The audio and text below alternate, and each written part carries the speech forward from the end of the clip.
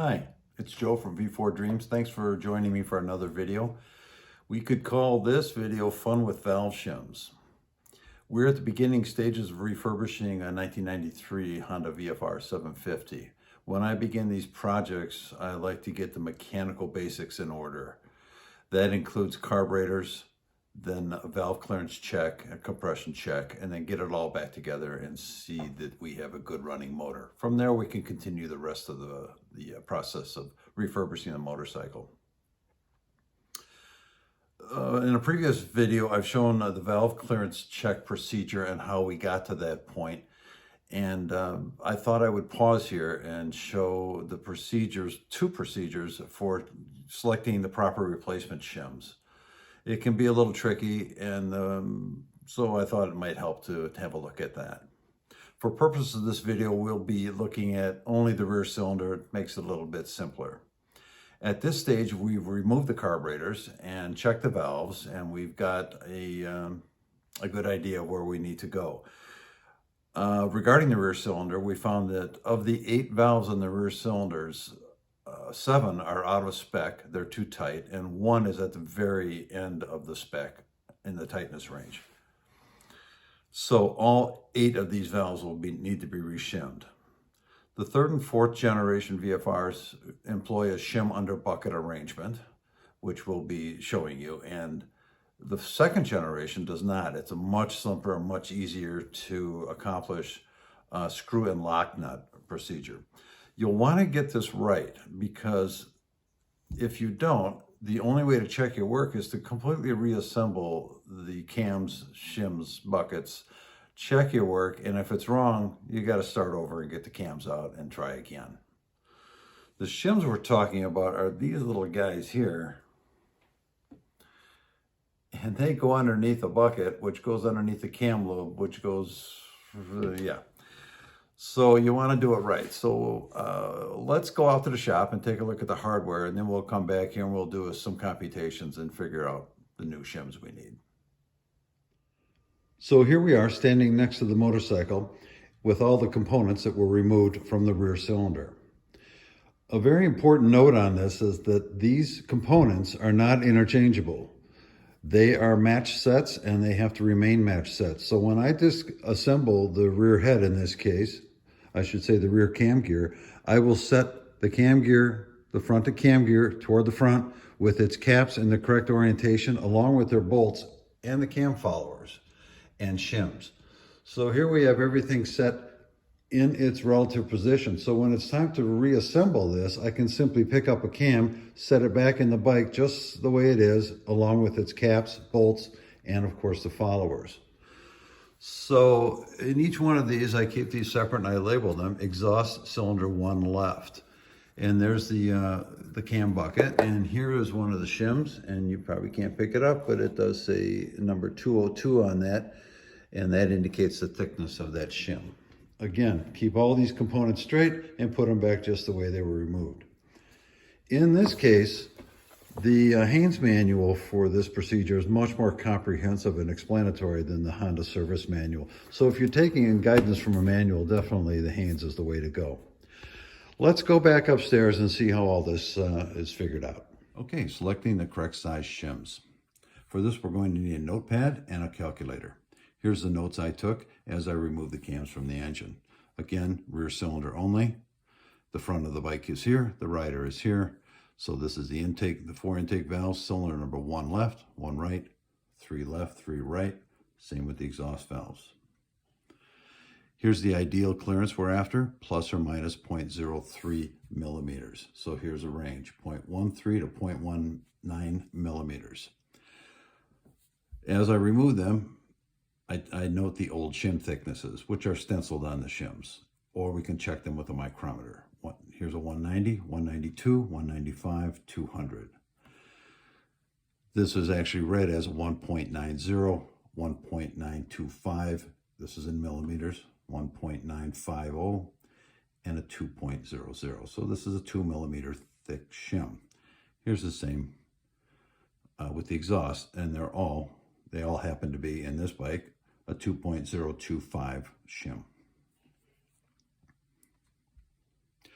The next thing we note down is the valve clearance we take before we remove the shims, of course. And here's the valve clearances that I noted on each one of these. As I mentioned, there's two ways of doing this. One is via a bit of a math problem, so let's take a look at that. This is what the manual recommends, and there's two formulas. This is the formula for valves that are too loose. This is the formula for valves that are too tight. Interestingly, the Honda service manual only gives you this formula, and they don't mention that it's only for valves that are too loose. And in my experience, the valves on these shim-under-bucket motorcycles are typically too tight.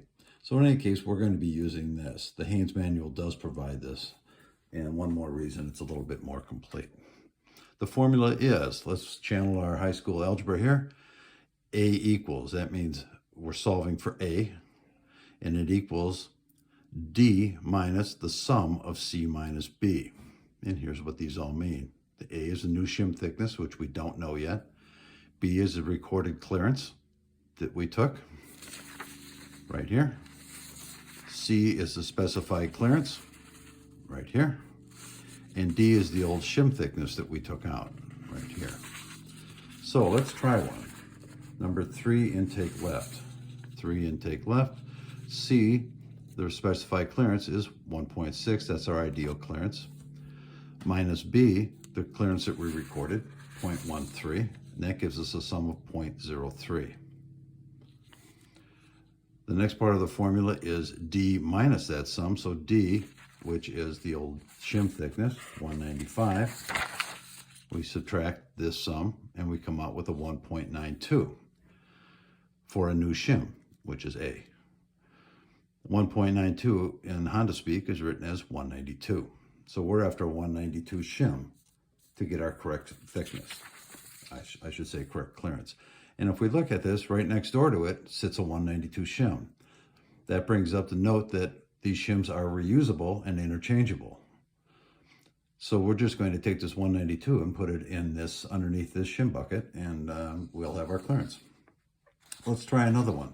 How about the number 3 exhaust valve left side? We do the same formula. C is the specified clearance, 0.25 for the exhaust valves, minus B, the recorded clearance, right here.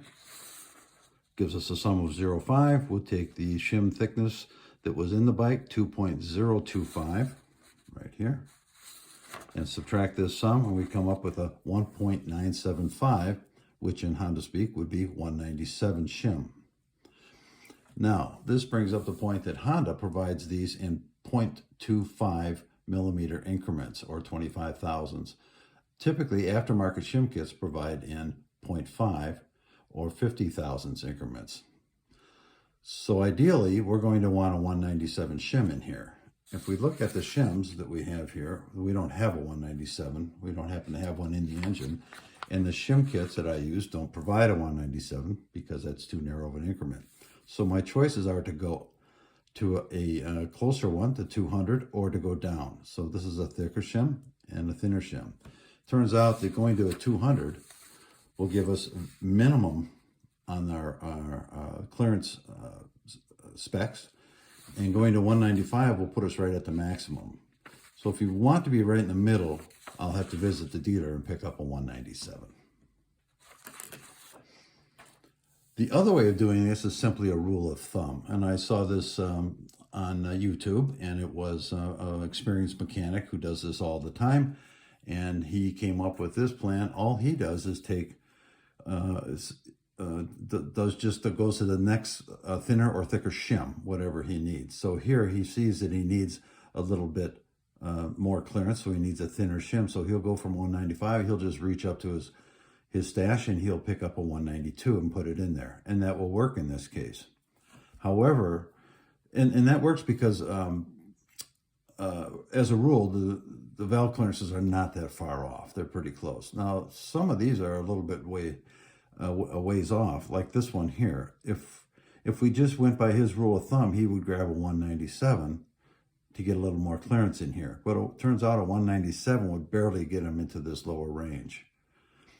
A 195 would be a better choice, but actually if we do the math on this one, This one actually wants to have a 192 in it. So he would look at his experience and say, this one is quite a ways off. The next size in 25 thousandths increments not going to work. I'm going to grab at least a 50 thousandths difference. So does it work? Yes, it works. You just need to apply a little experience. But for our purposes, I'll do the math on each of them. And as it turns out, I need to go to the dealer and pick up a couple more 192s. And that will put all these clearances right in the middle here. And that's how we do that. So I hope that takes away some of the mystery of shim selection.